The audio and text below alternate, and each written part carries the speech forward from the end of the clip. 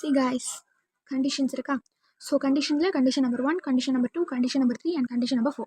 First condition என்னதுன்னா, அந்த company declare பண்ணுற rate of dividend preceding three இயர்ஸுடைய டிவிடெண்ட் ரேட் ஆஃப் டிவிடெண்ட் எடுத்துக்கணும். ஸோ அதை நம்ம ஆவரேஜ் பண்ணுறப்போ இந்த ரேட் ஆஃப் டிவிடெண்ட் அதை எக்ஸீட் பண்ணக்கூடாது. அதுதான் first condition. So second condition என்ன, அவங்க அமௌண்ட் வித்ட்ரா பண்ணுறாங்க இல்லையா, ஓகே, அதை வந்து ஃபஸ்ட்டு லாஸஸில் யூட்டிலைஸ் பண்ணிக்கணும். லாஸஸை செட் ஆஃப் பண்ணிவிட்டு அதுக்கப்புறமா தான் நம்ம என்ன பண்ணணும், டிவிடெண்ட்டை டிக்ளேர் பண்ணுறதுக்கு வரணும். இதான் வந்து தேர்ட் கண்டிஷன். செகண்ட் கண்டிஷன் இங்கே இருப்பா, சாரிப்பா. ஓகே, ஸோ இது வந்து தேர்ட் கண்டிஷன். செகண்ட் கண்டிஷன் என்ன அப்படின்னா, நம்மளுடைய ப்ராஃபிட்டை டோட்டல் பண்ணுறப்போ பெய்டப் ஷேர் கேபிட்டலையும் ப்ரீ ரிசர்வ்ஸையும் ஆட் பண்ணி அதில் 10% கண்டுபிடிச்சி இங்கே நம்ம ஒரு லிமிட் வந்து செட் பண்ணி வச்சுக்கலாம். ஓகே, ஸோ அதை தாண்டக்கூடாது. என்னென்னா நம்மளுடைய டோட்டல் அக்யூமுலேட்டட் ப்ராஃபிட் அதை தாண்டக்கூடாது. ஓகே, ஃபைனல் கண்டிஷன் என்னென்னா, ஃப்ரீ ரிசர்வில் எவ்வளோ அமௌண்ட் வந்து வித்ட்ரா பண்ணும், ஸோ அதை லெஸ் பண்ணிவிட்டு நம்ம காட்டுறப்போ அந்த amount 15% of the paid up share கேபிட்டலை விட என்ன பண்ணணும், எக்ஸீடாக அதிகமாக இருக்கணும். அந்த அமௌண்ட் என்ன இருக்கணும், எக்ஸீட் பண்ணியிருக்கணும். ஓகே, ஸோ இதான் வந்து four types of conditions. Okay, so இந்த கண்டிஷன்ஸ்லாம் வந்து சாட்டிஸ்ஃபை ஆகிருக்கணும். ஓகேவா? ஓகே. ஸோ இதில் வந்து இல்லஸ்ட்ரேஷன் 3 ஐசிஐயில் வந்து இல்லஸ்ட்ரேஷன் 3 இருக்கும். ஸோ இதே ஃபார்மேட்டை வச்சு நீங்கள் என்ன பண்ணுங்க அப்படின்னா சால்வ் பண்ணி பாருங்கள், கண்டிப்பாக உங்களுக்கு வந்து ஆன்சர் வரும். Okay, so these are the 4 conditions. So next என்னன்னா நம்ம டிவிடெண்ட் அமௌண்ட்டை இப்படி டெபாசிட் பண்ணணும். எப்போதும் போல் நம்ம செப்பரேட் அக்கௌண்ட்டை வந்து ஷெட்யூல் பேங்க்கில் க்ரியேட் பண்ணி விதின் 5 டேஸில் நம்ம என்ன பண்ணிடணும், டிவிடெண்ட் டிக்ளேர் பண்ண 5 டேஸில் நம்ம என்ன பண்ணிடணும்னா டெபாசிட் பண்ணிடணும். சரி, நெக்ஸ்ட் என்னன்னா பேமெண்ட் பண்ணுறது. ஸோ எப்படி வந்து நம்ம டிவிடெண்ட் வந்து பே பண்ணணும் அப்படின்ட்டு. ஸோ டிவிடெண்ட் வந்து நம்ம எப்படி வந்து பே பண்ணணும் அப்படின்னா, ரெஜிஸ்டர்டு ஷேர் ஹோல்டர். ஓகே, இன்னும் ஆர்டர் அப்படின்னா, ஸோ நான் இருக்கேன் அப்படின்னா இனி இவங்கள்ட்ட கொடுத்துருங்க அப்படின்னு நான் சொல்கிறேன்னா அதுதான் வந்து ஆர்டர். ஓகே, இன்னொன்று வந்து பேங்கரும் எப்படின்னா இந்த மாதிரி தான். ஸோ என்னோட பேங்க்கில் போட்டுருங்க அப்படின்னு சொல்கிற மாதிரி. ஓகே, ஸோ டிவிடெண்ட் வந்து நம்ம இப்போலாம் வந்து பே பண்ணலாம். So if share holder informs to pay to banker, அவங்களும் பே பண்ணுறாங்கன்னா அதாவது அந்த பேங்கர் கிட்ட வந்து பே பண்ணுறப்போ it's team to be made. Okay, அது வந்து ஷேர் ஹோல்டருக்கு பண்ணதாக தான் அர்த்தம். நெக்ஸ்ட் வந்து எந்த ஷேர் ஹோல்டருடைய நேம் வந்து ரெஜிஸ்டர் ஆகலை அப்படின்னா, ஓகே, ஸோ அந்த மாதிரி ரெஜிஸ்டர் ஆகாத பட்சத்தில் அவங்க என்ன தான் வந்து அந்த பேமெண்ட் அவங்களுக்கு வரணும்னு இருந்தாலும் அவங்களால அதை கிளைம் பண்ண முடியாது. ஸோ அவங்க ரெஜிஸ்டர்டு ஷேர் ஹோல்டராக இருக்கணும்.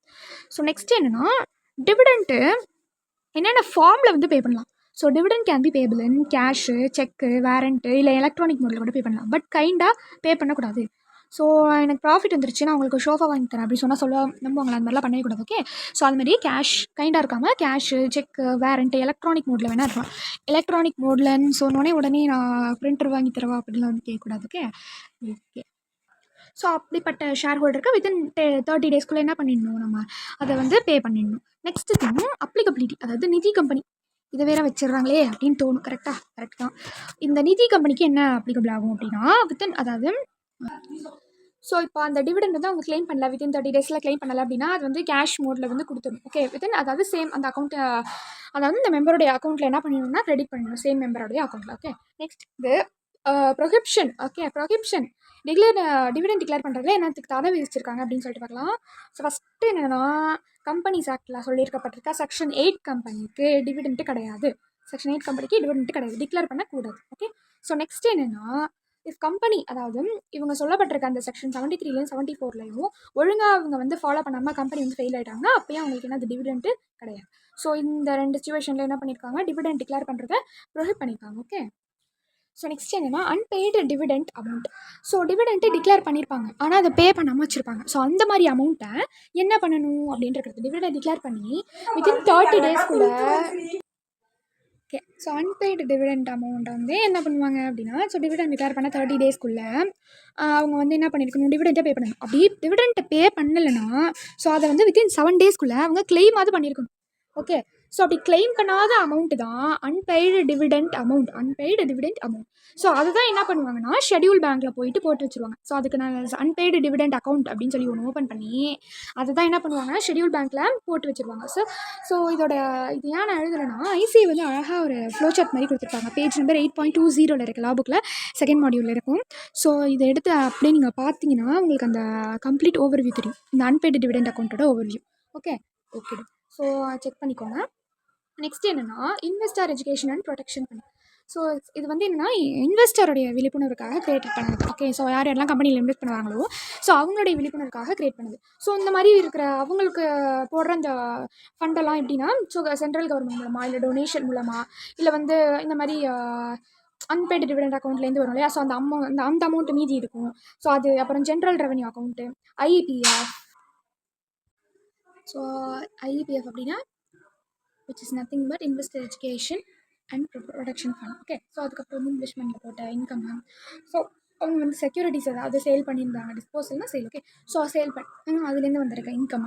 அதுக்கப்புறம் வந்து மற்ற அப்ளிகேஷன் அமௌண்ட்டு, அப்புறம் இந்த டெபாசிட் மெச்சூர் ஆன அமௌண்ட்டு, டிபெஞ்சர் மெச்சூர் ஆன அமௌண்ட்டு, மற்ற சேல்ஸ் பண்ணி அதுலேருந்து கிடைக்கிற ப்ரொசீடிங்ஸ், அதுக்கப்புறம் ரிடம்ஷன் பண்ண அமௌண்ட், அப்புறம் மற்ற அமௌண்ட். ஓகே, இதெல்லாமே.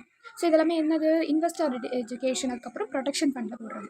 ஸோ இதில் அவங்க எதுக்கெலாம் யூஸ் பண்ணுவாங்க அப்படின்னா, அவங்களுடைய ரீஃபண்ட் பர்பஸ்க்காகவும், ஸோ அவங்க இன்வெஸ்டருடைய ப்ரொமோஷன், அதாவது அவங்க எஜுகேஷன், அவங்களுடைய விழிப்புணர்வுக்காக, அவங்களுடைய ப்ரொடக்ஷனுக்காக வந்து இதை யூஸ் பண்ணிப்பாங்க. அது மட்டும் இல்லாமல் அவங்க அமௌண்ட்டுக்கு டிஸ்ட்ரிபியூட் பண்ணுறதுக்கு, அதுக்கப்புறம் வந்து அவங்களுடைய லீகல் எக்ஸ்பென்சஸ், அவங்க ஏதாவது ட்ரிபுனாலிட்டி இந்த லீகல் எக்ஸ்பென்சஸ் பே பண்ணுற மாதிரி, ரீஎம்பர்ஸ்மெண்ட் பண்ணுற மாதிரி இருந்துச்சு அப்படின்னா, ஸோ அதுக்காக யூட்டிலைஸ் பண்ணிப்பாங்க.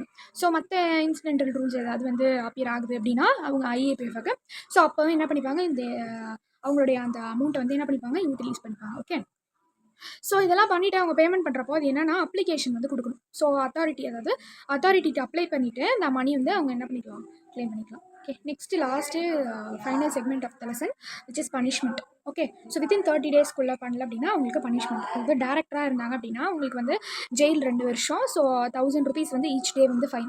இதே கம்பெனியாக இருந்தாங்கன்னா 18% வந்து இன்ட்ரெஸ்ட் பே பண்ணணும். எவ்வளோ, 18%. ஓகே ஓகே ஸோ அதுக்கப்புறம் எக்ஸம்ஷன்ஸ். இதில் இருக்கிறதுல சில விஷயம் வந்து எக்ஸம்ஷன்ஸ் என்னென்னா, இதை வந்து லாவே சொல்லியிருந்துச்சு, ஆப்ரேஷன் ஆஃப் எனி லா அதில் இருந்தப்போ, இல்லை ஷேர் ஹோல்டர்ஸ் சொன்னனால அவங்க வந்து ஏதாவது ஒரு டைரக்ஷன் காமிச்சனால இருந்திருக்கும். ஓகே, ஸோ அதனால் அவங்க பண்ண முடியாமல் இருந்திருக்கும். இது மாதிரி வந்து அவங்க உரிமைக்காக வந்து அவங்க வந்து ஏதாவது சண்டை போடுறாங்க, வாக்குவாதம் இருக்குது அப்படின்னா அதுக்காகவும் இருக்கும். ஓகே, 4th பாயிண்ட் வந்து லாஃபுல்லாகவே அது வந்து டிவிடெண்ட் வந்து அட்ஜஸ்ட் பண்ணிக்கிறது. ஸோ அந்த ஒரு விஷயமும் இந்த பனிஷ்மெண்ட்டுக்குள்ள எக்ஸம்ஷன் தான். ஸோ மற்ற ஏதாவது வந்து ரீசல்ட், அதாவது கம்பெனி டிஃபால்ட் இல்லாமல் மற்ற ஏதாவது ரீசன்ஸ் இருந்துச்சுன்னா அதுவும் டிஃபால்ட். ஸோ அவ்வளோதான் கைஸ். ஸோ அவ்வளோதான் வந்து இந்த லெசனு. ஸோ பெட்டர் நீங்கள் வந்து இந்த கான்செப்ட்லாம் வச்சு புக்கில் இருக்க டிவிகே கொஷின்ஸு, அதுக்கப்புறம் வந்து இல்லஸ்ட்ரேஷன்ஸ் இது எல்லாமே சால்வ் பண்ணிங்கன்னா you will be feel better. Okay, so you will see in the next video. Until then, this is Shweta signing off. Thank you.